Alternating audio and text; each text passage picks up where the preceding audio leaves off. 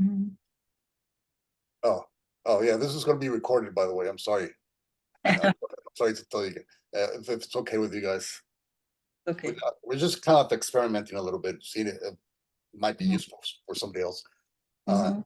yeah, I totally forgot to press record. It just recorded by itself. Okay. Oh, you recorded. Did you record that, Jen? Oh, okay, you put it. Okay. Okay. So okay, the idea is okay. You. You are passionate about animals, right? But it doesn't help the universe to be stuck in pain and anger and resentment for what's going on. So you have to say, okay, I can view this through the ego's lens, which is going to bring me pain, or I can view this through love's lens, Mhm. which I can transform into passion, and then I can act in a loving way, in a passionate way towards this situation. And of course, the miracle says, "Do what brings you peace, and you will have peace." Mhm. So whenever that guilt comes in about the animals or whatever emotion comes in that it's less than loving in nature, you know what? You stop it. Stop that emotion consciously, Mhm. and don't let it grow inside of you. Mhm. Because if an emotion or an energy of guilt or anger comes in, and you feed it with your time, focus, and energy, it becomes a bigger and bigger part of your life, and then it keeps obscuring your light because it becomes like walls around you, the walls of fear around you, and Mhm. so you can't really reflect your light out into the world because Yeah. it's blocked by all your anger and conflict and sadness. Mhm. And so you have to recognize, okay, I'm not here for sadness, for guilt, for shame, for anger, for revenge. I'm not here for that. I'm here to be the light of the world. So I'm going to place those thoughts that are blocking my light aside. I'm going to Mhm. pat them on the little head and now act from a place of peace. And what would peace do now? Would peace maybe give money to them, or peace maybe give my time to them? Mhm. And in doing so, you act in the world, but you act as a light in the world. Mhm. You don't act as some sort of block to the light in you. Right. You don't Yeah. you don't block the like some let's say kids nowadays they're in the colleges and they're arguing about Palestine Israel war kind of thing, and now they're blocking like streets. That's kind of like a symbol of what they're doing. They're not acting from a place of peace. Right. They're just blocking their light Right. instead of finding a way to join together and be a light for those who are suffering in both sides. Mhm. Yeah. And so don't when those unloving thoughts come to your mind, stop them. Mhm. Okay. Say, I'm not going to sacrifice any more of my time, focus, and energy to those thoughts. Okay. Mhm. And when you stop supporting them with your time, focus, and energy, guess what? That guilt, that anger, that resentment begins to fade away. Why? Because you're not paying it any more attention. You're not giving it any more of your energy. And so it Mhm. begins to fade away. And then this is no more. And then sometimes when it pops back up again, you already know what to do. Stop placing your time, focus, and energy in it. And again, it begins to fade away.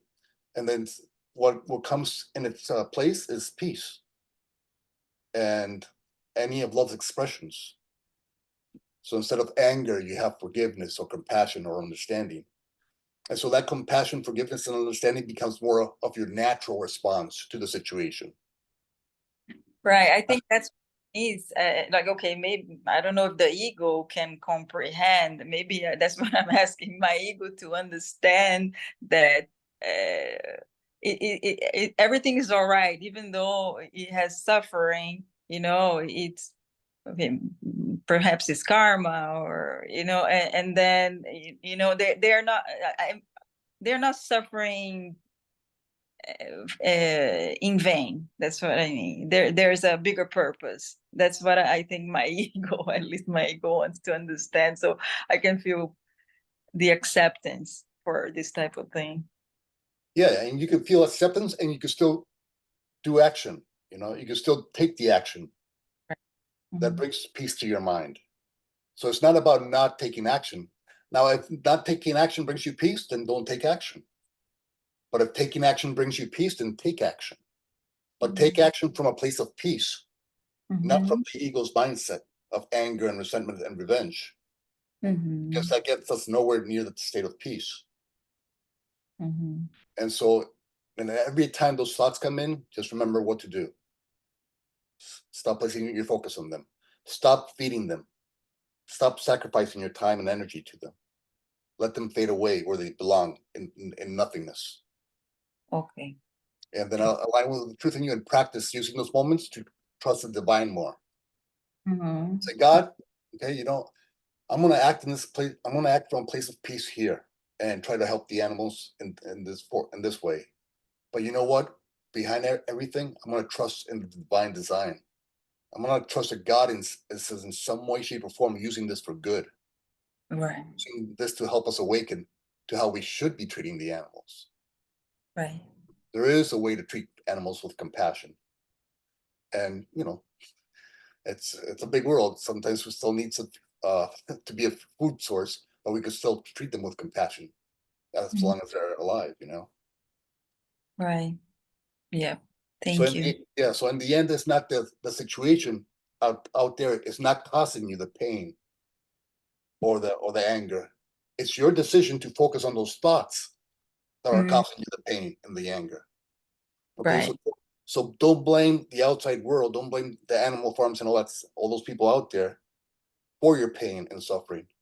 Mm. Remember that your pain and suffering is in here because you spend the time focusing that energy on them. Right. So, okay, if I'm in suffering and pain about the animals, it's because I'm choosing to be in suffering and pain. I'm Mm. supporting those thoughts as true. I'm choosing not to trust in the divine design.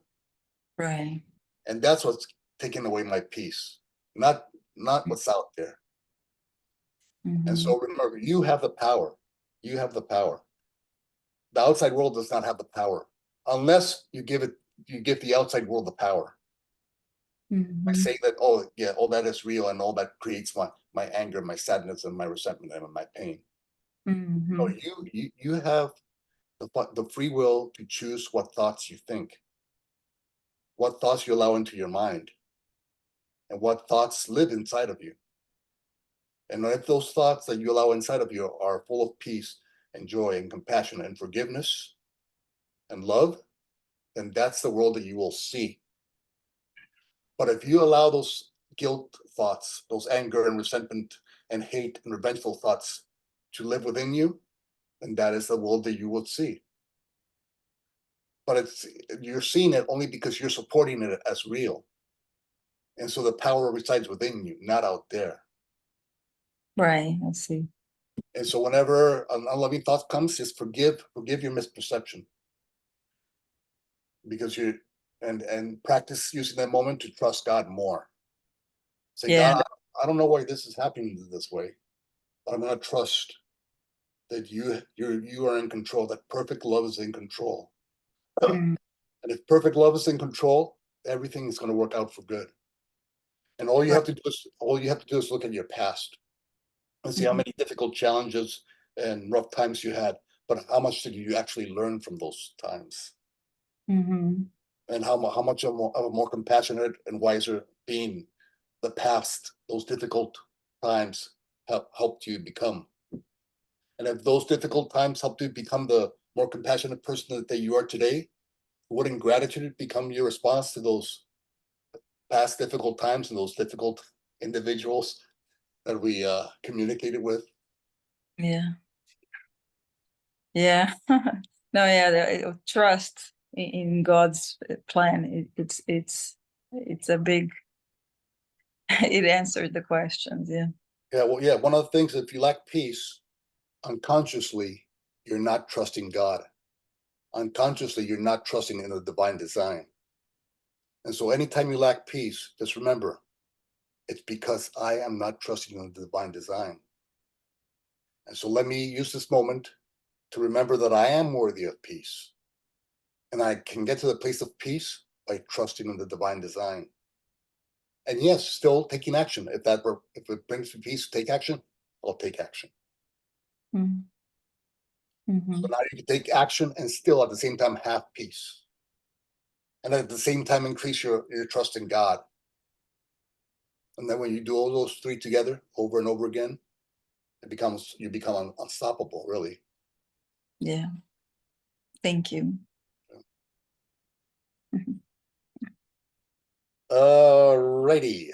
Do you have any questions about the past few daily inspirations or or do you have any questions? You could also ask questions about A Course in Miracles. So, Mhm. I have a question, yeah, go ahead. just because okay, you're not going to like the question, but I'm going to tell you the question. So, I have followed this course, and particularly because of the part that says you don't have to believe any of this, but do these things and see if your life changes. And Kabbalah said the same thing, and I found it very useful. And I find all the concepts of non-dualism very, very useful, choosing between the ego and the soul and all of that stuff. However, when you get to the part where you're like, you just have to trust that, this is the way it's supposed to be, or the grand design, or you know what I mean, that it's about trusting God, then I, especially when related to evils in the world and problems, I understand that the course says this is not real, that it's a projection. But, somebody slaps you in the face, whether it's a projection or not, you damn well know it hurts. You know what I'm saying? We live on this level. So, um, and it's not that I don't appreciate, I write down half the things you say, James, but this particular part is problematic for me because it asks you to take on faith that terrible things are for a better purpose. And it very much reminds me of, like, my mother died of cancer, and platitudes that people say, which is like, I'm sure there's a reason and she's going to a better place. And you know what I mean? Like it's not satisfactory, I guess is what I'm trying to say, because it doesn't fit with any of the other parts that say, you'll see changes whether or not you believe in this kind of thing. To me, this isn't a religion technically, but every religion has this problem where if you're going to say God is good all the time, what does all this mean? All of this terrible stuff, all of this suffering mean? Every religion grapples with that, every single one. And this is no different.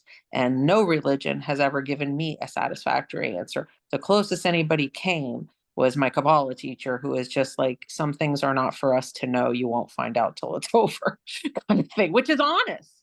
You know what I mean? That's honest. That we can't know this. We can't know it, and we're not going to know it until everything's over. And then, then we'll know for real.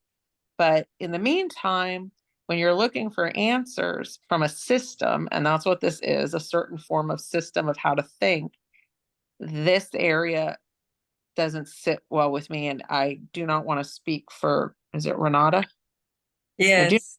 for Renata, but I'm just feeling a little twinship here. I think it doesn't sit that well with you. Yeah. No, I think it's similar to how I feel. Yeah. Yeah.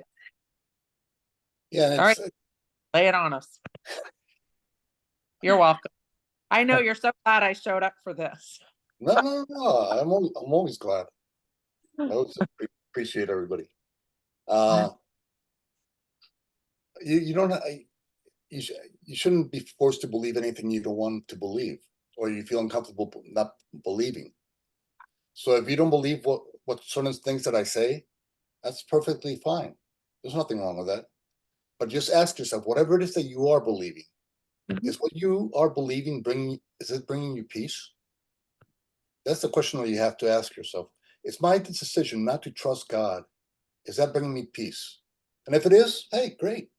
Don't trust the source. Don't trust that everything happens for good, you know? But just go within and ask yourself, whatever my belief is, and it's whatever your belief is, whatever beliefs you have, they're perfectly fine, because that's where you're at in your development process. But ask yourself, okay, it's my belief that somehow this design here, well, there's levels, right? There's oneness and there's duality. There's oneness where only love is real. And our function is to try to bring that oneness into this duality, where the opposite of love appears to be real, where there is judgment, where people believe in judgment, but they can also choose forgiveness and come back to peace. But they can live in judgment all they want. That's fine. But they will never find peace there. I'll promise you that. No matter how much they think they're right in judging self or others, they will never find peace. And peace is what they truly want. Peace is what we all truly want. Why? Because it begins to lift the veils that lay between us and God. These veils that appear to be real, and those block our awareness to God, to the perfection in each and every moment, to that judgment.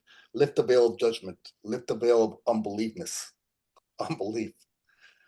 Lift the veil of hate. Lift the veil of resentment and jealousy and pain. They're all beliefs within the duality of this world, and we can all spend as much time as we want in that duality, believing something other than love is true. It's perfectly fine. But you can only hit your head on the wall so many times before you decide there must be a better way. Whatever it is that I'm believing right now is not bringing me peace. So why do I continue to support this this belief that does not bring me peace? Why? Why do I continue to punish myself with my own thoughts and thinking? Why do I continue to punish myself with this belief that I don't know where it even came from? But somewhere I believe it. I don't know where that is rooted from, but I believe it now. And I'm supporting it now, even though it's not bringing me peace. But why should I support it if it's not bringing me peace? I don't think you make it sound like a choice. I think it's because it seems more true than the offered alternative, which is that horrible, evil, torturously brutal things are for some greater good. That's why. It's not that anybody wants to believe that. It's that it doesn't seem realistic to say, there's all this suffering, but really it's all for something good. Yeah. And if you want to believe that the suffering, I don't want to believe any of that bad thing that I just said. It just seems to be true. yeah, If I could just say, okay, it's all for the greater good and feel done with it, I would be relieved. I would be happy. But you make it sound like a choice. I don't know that it really is a choice. well, we have free will, so everything is a choice. What you want, you believe, if you believe something, it's because you made the choice to believe that instead of something else. And it's okay. Listen, I get the ugliness of this dualities, the awfulness of war and all the stuff that I don't even want to talk about. But I get it. I get, the animal stuff. Yeah. But the thing is, how can we bring light into it? If we I are, think that sounds good. Trying to bring light into it. That sounds like something you can do that's useful because, that's action. You can actually do something. right, so that's what we're supposed to be doing. We're supposed to try to bring light into the situation. We're supposed to bring light into the animal suffering so that we can try to lessen that animal suffering. We're supposed to bring light into those places of war so that maybe someday there will be no war. And so, yes, there's an ugliness in the ego's programming and world, but we've been sprinkled like when you're making a nice dish, we're being sprinkled in different places to bring light into those places, to bring a new flavor, a new understanding that there is a better way, that we can have peace instead of this stuff that a lot of people are believing. You And know what, James? yeah. There is one Jewish prayer that supports what you say in a way. I'm trying to just make links, for things that make sense to me. And so Friday night in the Jewish week is the Sabbath. And that's when, you know, Yeah. the Holy Spirit comes into your home and all of that good stuff. You marry the bride, you rest. Saturday night is something called Havdalah, which is saying goodbye, right? It's the end of the beautiful 24-hour period of rest and closeness with God. And that prayer goes like this: Blessed art thou, our Lord, our God, creator of the sacred and profane. And so it says all things in the world, good or evil, right? Profane is not good, are all created under the same umbrella, that because God is all powerful, God has created all these things. And in my mind, that means sort of, and maybe you don't understand why, because who can understand the mind of God? Do you know what I mean? Except that I could say that without bad, you can't really understand good or appreciate it. So that it could exist for that purpose alone, and also be, you know, because people have free will. So it's not free will if all you can do are good things and all you can be is happy. So that's the only way that I can, you know, fit that into any kind of, I guess, construct to say that it would make sense to have that the suffering so that you can understand grace or, you know, peace. And Jen or Jill, do you have any comments on how to help our understanding of the suffering in the world? Yeah. Well, I totally, I see where both you guys are coming from, and I empathize with that too. From my experience, I know that like my hardest, most challenging experiences at the time, I thought there's no good that will come out of this.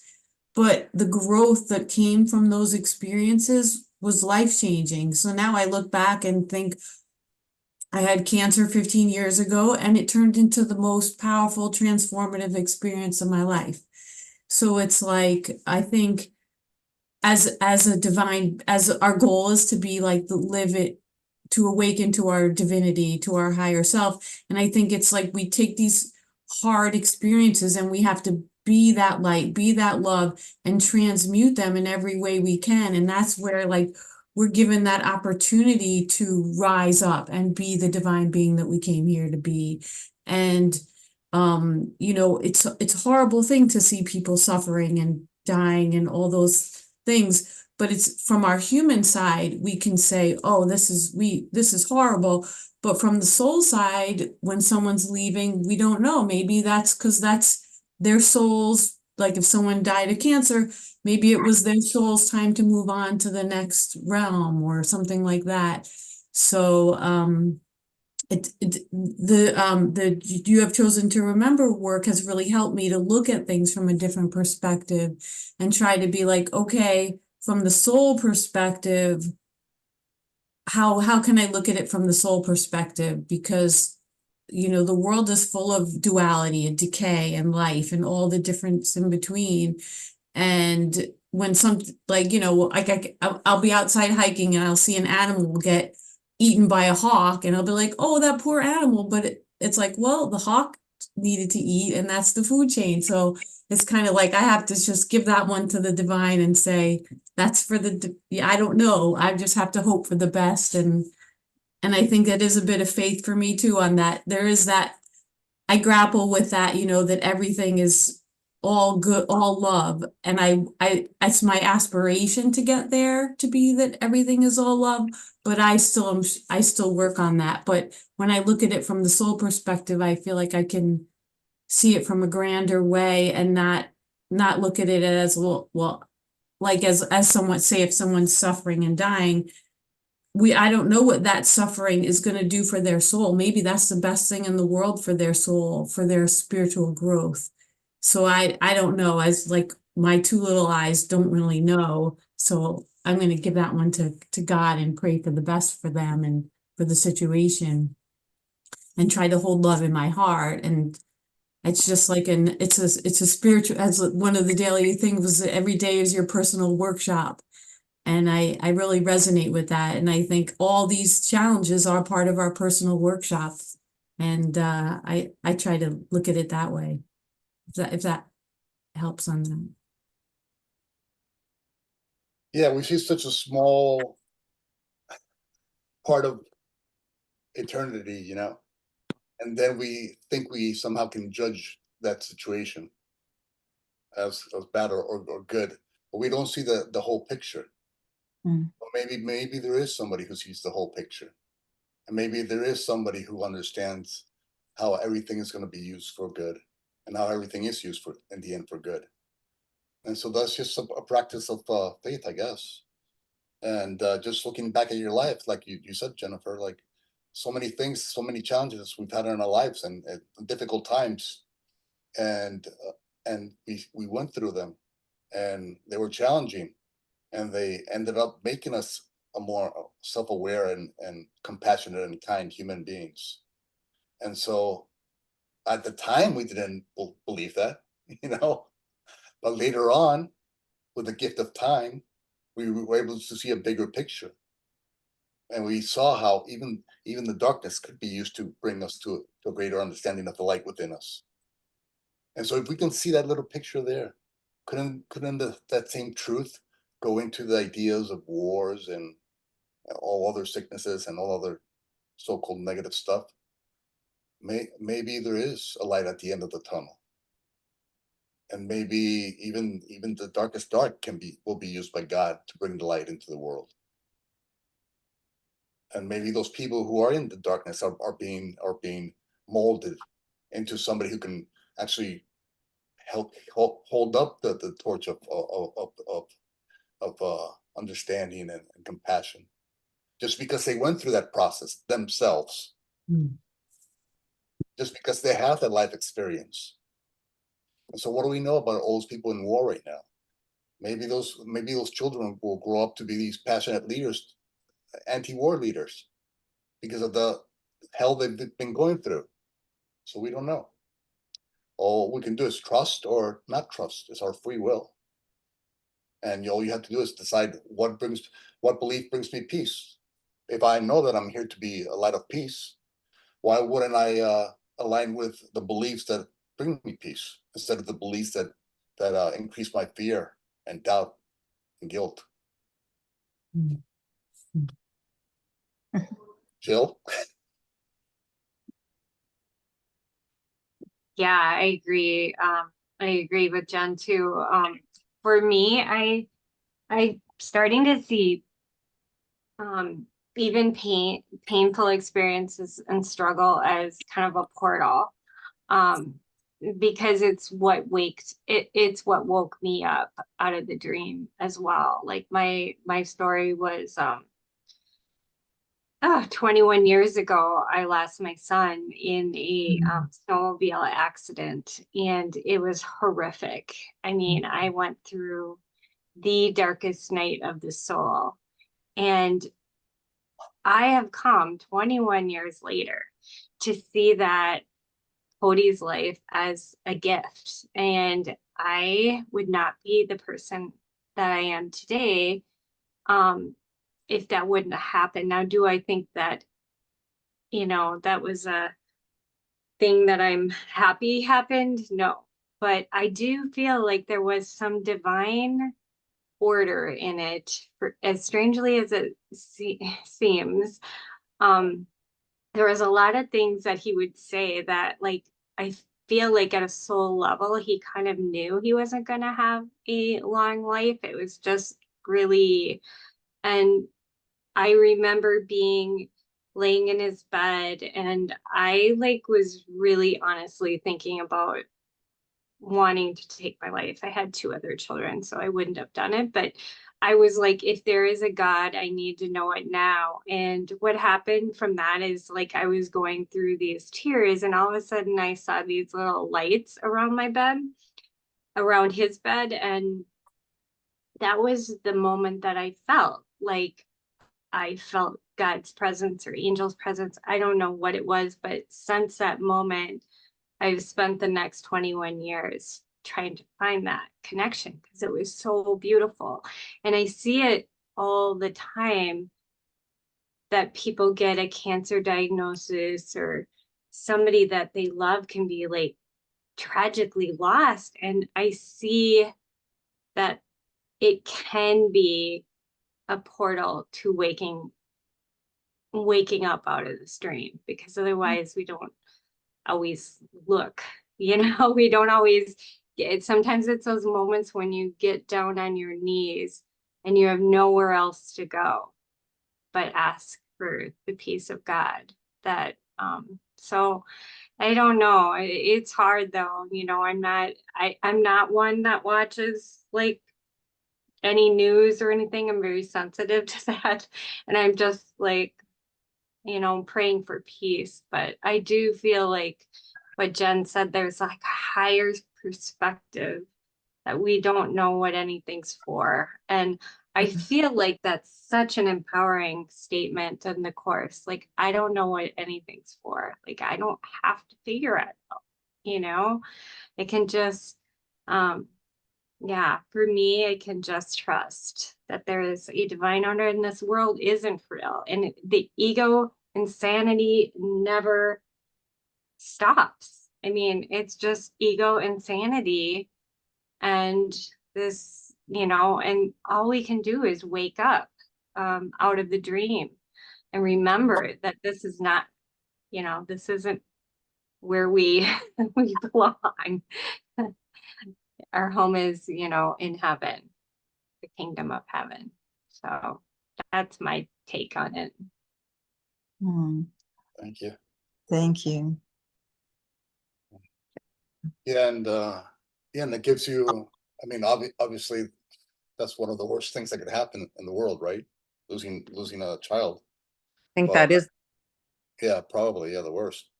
But now you have these incredible tools because you somehow came out of it, even though it's still obviously hurtful. You came out of it, out of that dark tunnel, and now you have these spiritual tools available to you to help others heal who might go through that process. And little by little, you'll see how God starts sending you people who've lost their kids, and God sends you those people because He knows that you can help them heal, or He knows that He can bring them to a level of peace, or else He wouldn't have sent them to you.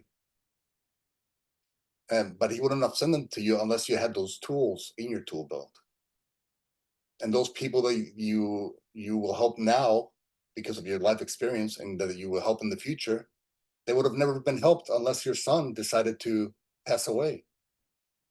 And so in that way, your son volunteered to help all these people in the future heal from whatever it is that you say to them. And so when you start to see each person as this volunteer that's just helping others try to come back into the light within them, to remember the light within them, you see what a beautiful sacrifice it was to not be able to have a long life and do all the beautiful things that you can do in life with a long life. But no, he came, he did what came here to do, and somewhere I guess he knew that it wasn't going to be a long journey, but he volunteered for that, and that shows just tremendous courage. And then that you even volunteered to have a son that would pass away. You volunteered in some way, shape, or form for this job. And so you decided somewhere before you were even born that you can bring peace to people who have who've had kids who die before they do. And so you decided, listen, I can bring light into this darkness in this place, in this world, where all these people are killing themselves because their children died or whatever.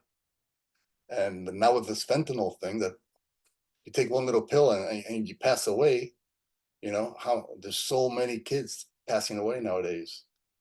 No fault of their own. They just did what everybody did back in the 2000s and 90s. They just take a little pill because they think it's going to relieve their anxiety, and they're gone. And obviously that creates not it's like a little rock in the pond, but it's a rock of pain. And so when one child dies, so many people are hurt, and we need people to help guide those people to a place of some level of peace within them. and some level of understanding and trust, and to be that little light at the end of the tunnel for some people, you know. And now with your skill set, you know, you can be that for others, and you can fulfill that part of your mission in life. And so we all have our missions in life, and we all volunteered, and yes, some of us much harder, a bit more challenging than others, you know. But it just shows your courage and your and God's trust in you, you know. So yeah.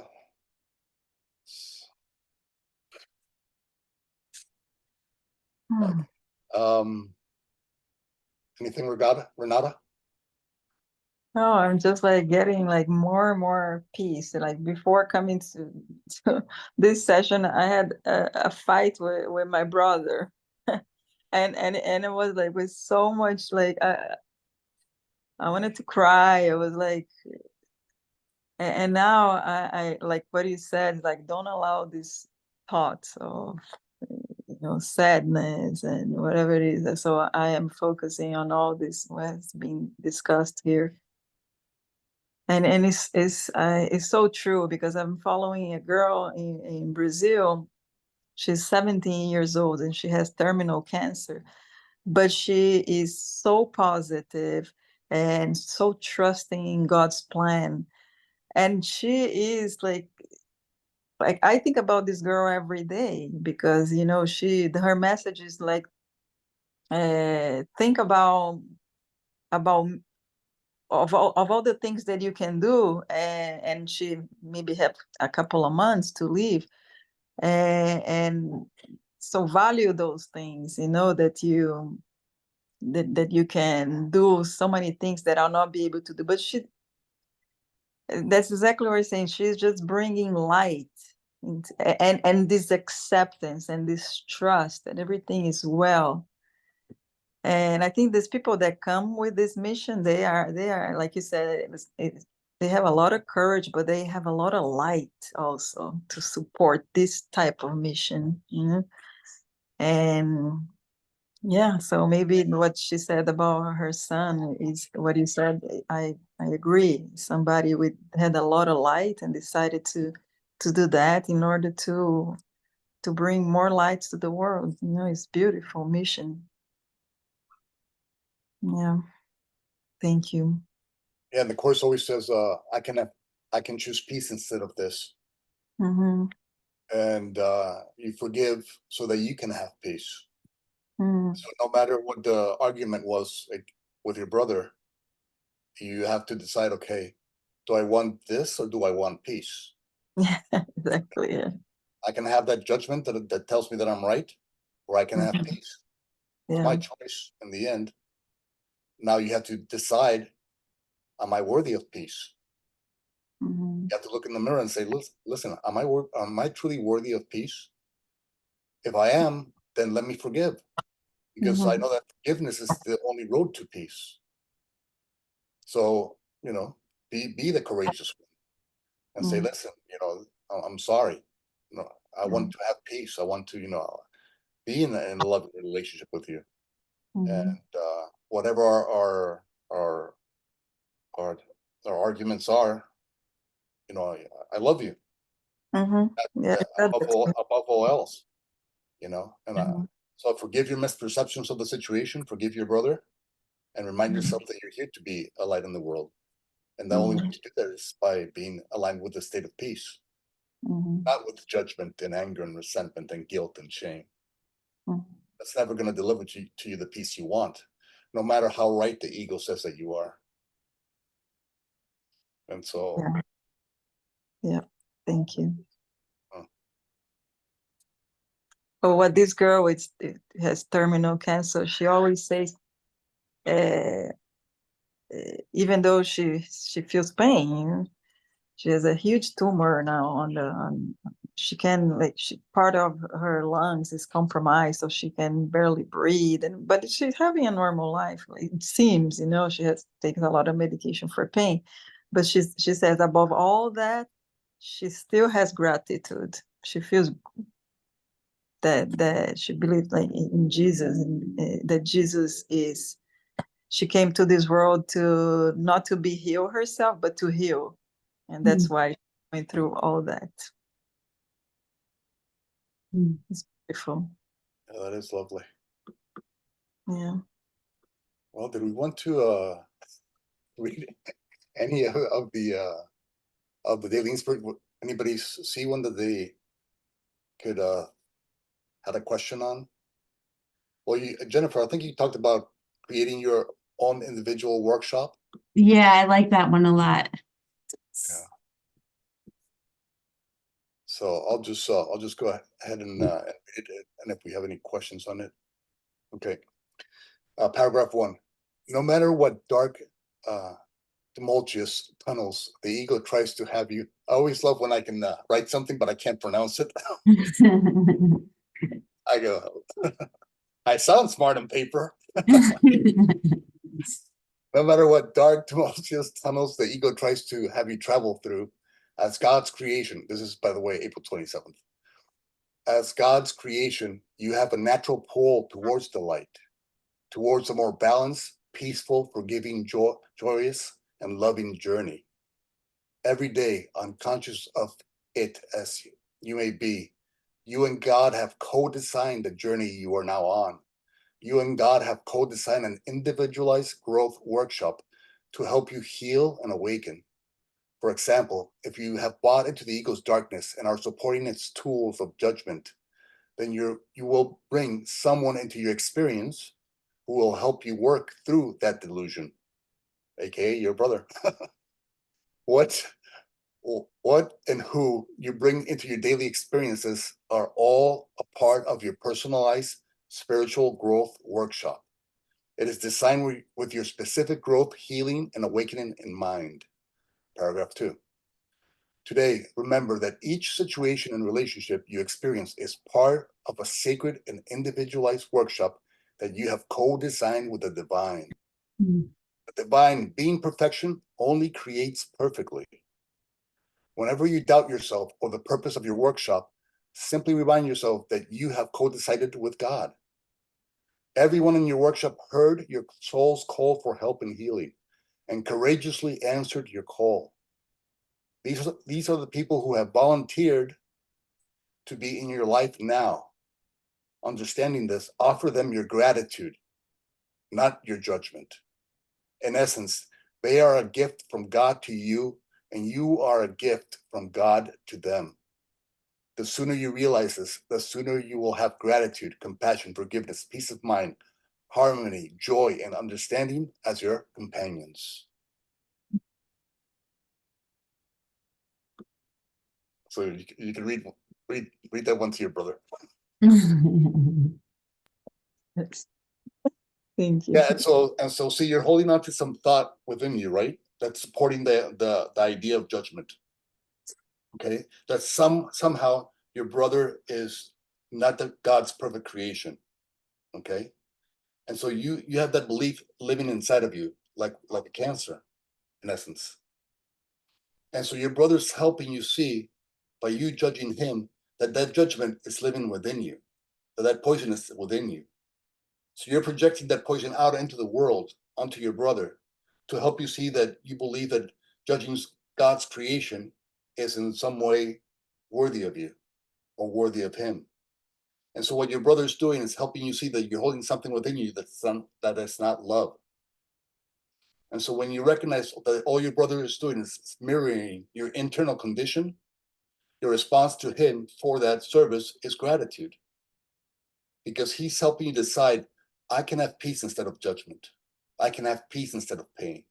I can forgive instead of judge. I can have peace instead of this. And so when you realize that all your brother or sister is doing is helping you awaken to who you truly are and to who you no longer desire to be, and the emotions you no longer desire to support as true within you, then that heals you. Because you replace that place of judgment with forgiveness and compassion and understanding. So the place within you now is filled with love instead of that guilt and shame that judgment brings along.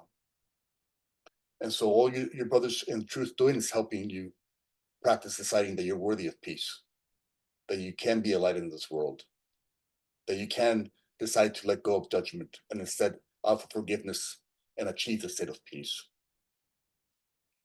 That you no longer have to support judgment with your time, focus, and energy. That you no longer have to sacrifice to those false idols of judgment. You no longer have to continue to build that golden cow. You can have peace. Thank you, brother, for helping me see that I was holding on to within me, within God's creation, which within God's loving creation, a place within me I was sacrificing to judgment and to anger and to resentment. I no longer need to do that. Because of our interaction, I now see that I can choose peace and forgiveness instead of judgment and guilt and shame. And so thank you for being part of that process for me. And then when you thank your brother for that with your heart, you release that judgment, that space, that dark space within you now is filled with light. And now when that type of situation comes up again, you see that situation through that light that you have created now. And so now you see your brother and his experience in this life through the lens of forgiveness and peace. But it was only because you went through that interaction before, when you chose judgment and anger and guilt and shame, that helped you come to this place of better understanding. And so we thank the volunteers who came into our life to help us heal and awaken to who we truly are. And we're created by God to be. And so when you start to see all those people who trigger us, as simply helping us see that there's something living within us that does not belong within us, they who the ego would have cursed and condemn are the ones that we now thank and bless, because now we're seeing what they're really doing for us. They're helping us see who we truly are and who we no longer desire to be or support. And when we do, our light begins to shine brighter and brighter. And it was only thanks to our brothers and sisters and their presence in our life that helped us shine bright. Even the screen got brighter. I don't know how. That was pretty cool. I go, well, how did that happen? I'm like, oh, thank you, Holy Spirit. I appreciate it. Nice little touch there. That was fun. Yeah, so let's thank those people who the ego demands we condemn, because they're the ones who are helping us remember who we truly are and what we're here to do. So let's have the courage to be forgiving and to ask for forgiveness. Even though the ego says no, they have to forgive first. They have to say sorry first. But that's what the ego wants, because the ego wants you to believe that the power resides outside of you, that they have to do something first for you to have peace. But no, that's the ego's thinking. It's not your true thinking. Your true thinking says that I can be courageous. I can be the first one to forgive and forgive and forgive. And yes, I can still have parameters, that keep me safe and all that stuff. I can still do things to bring me to come from a place of peace. But I can be forgiving. I can be more compassionate and understanding. I can decide that I have co-created a perfect journey with God, and guess what? We're all one. So too has He. No matter what the ego says, He has co-created a perfect journey with the divine. And so maybe I don't see the perfection of that journey. Maybe the ego has control over my mind and has the ego's lens before I see my brother, making me see my brother through the ego's lens. But I don't have to support that lie as true anymore. I can place down the ego's lens, because I know the ego's lens doesn't bring me anything I want. It doesn't bring me anywhere closer to the state of peace where I belong. And so I now choose put down the ego's lens, consciously put down the ego's lens of judgment. And I now choose to align with my loving nature and offer forgiveness, which is an expression, an aspect of love. And therefore, forgiveness is who I am. And therefore, when I represent and I express who I am, I reinforce my true nature, and my light does shine brighter and brighter. And so it's just a choice. You're always just one choice away from peace. And so decide of the choice for peace that you're worthy of the choice for peace. And when you do, you will have peace.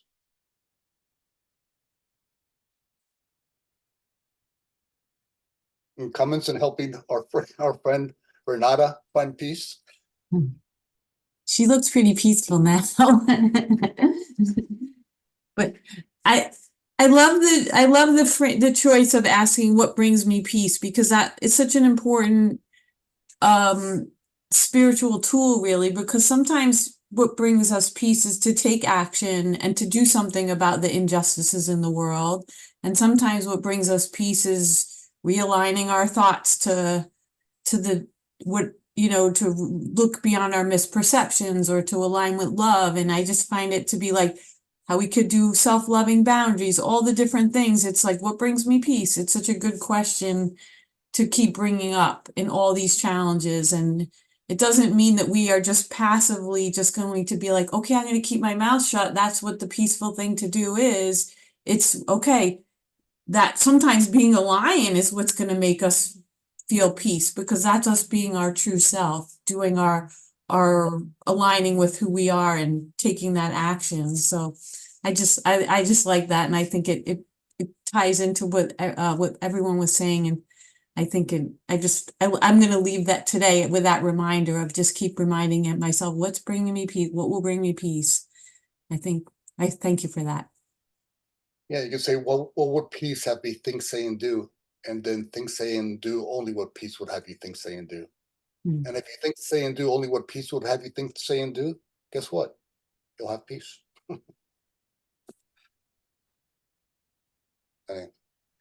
Anyway, any closing comments or questions? I like all this talk of peace. Yeah. Feels very peaceful now. It was a great conversation. I really enjoyed it. Yeah, me too. So the intention is to have every week at the same time? Yeah, we're gonna give it a shot. Let's see how it goes. We'll give it a shot every week for an hour from 7 to 8 on Mondays, and we'll play with it and see how it goes. Oh, okay, Same. thank you. I mean, does everybody else from Course in Miracles know this? Because I only found out because Samir happened to tell me. I haven't really put it on the chat because it's not really a Course in Miracles class, even though my material is Course in Miracles based, Mhm. but so I haven't put it on the Course in Miracles chat, but maybe we'll see how it plays out. Well, everybody likes to hear from you, so I'm sure you'd get a lot of people if you put it there. Okay, I'll consider that for sure. So again, so you are every Sunday, you are at Unit on the Bay? Yeah, well, the Unity on the Bay has Course in Miracles classes 2 times a week. One on Sunday at 9:40 a.m.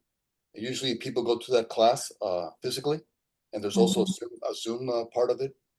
And then there's usually another class, not in the temple, but in the building of Unity. It's in the town. Yeah, very close to where I live. Go to the building, or you can go on Zoom on Tuesday nights at 7 p.m. Oh, okay. And you are attending both sessions? Yes, I do try to attend both sessions. Yeah. Okay. Jill, do you have a Course in Miracles group in Minnesota? I have a group that I hang out with in Canada on Zoom. Okay. What day? Yeah. What? What date usually? What day? Wednesday evening. Yeah. Is that an online thing you're talking about, or? Yeah, it's both online and in person. At Sunday night, we'll try to get you the info. Okay, that'd be good. Do we have Jill's email, Jennifer? Probably. Does your email address look somewhat like your name? I should be able to find it. Okay. Yeah, my middle name is Marie, Jill Marie. Okay, got it. You'll find it. Thanks. Yeah. And are you in the WhatsApp chat for the Course in Miracles, Renata? No? Okay, Oh, no, I'm not on the WhatsApp group. I'll tell Mike to add you. Ah, yeah, please, please. I also need, I guess I would need your phone number and name. Okay.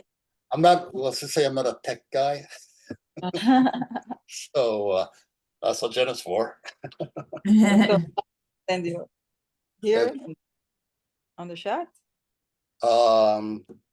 Yeah, you can send it to me. I think there's a direct message that you can send. Here. Oh, you mean? Ah, yeah. Okay, I'll send it to you. Got it. Okay, I will. Okay, I'm sending now. Yeah, and Joe, if you ever want to get added to the Course in Miracles chat that we have here, you can send me your info too, and I'll add it. And I'll add it. You can, I guess, and she can email the site, right, Jen? With her Yes, info? I should be able to pull her email address and give it to you. Okay, perfect. Thank you. James address, yeah. Okay, great. I really enjoyed meeting everybody and Yeah. having a nice discussion. It's very inspiring. Thank you. Yeah, Thank thank Very you. much. And God willing, we'll see each other next week. Yes. Yeah. Thank you so much. I appreciate all of. Thank you. Thank Bye-bye. you. Bye, Wendy. Bye. Bye. Bye. Bye. All right. Are we, yeah, you're still there? Can you hear me? Yeah, I guess we gotta pause recording or stop recording or Yes, let's do that. Let's see.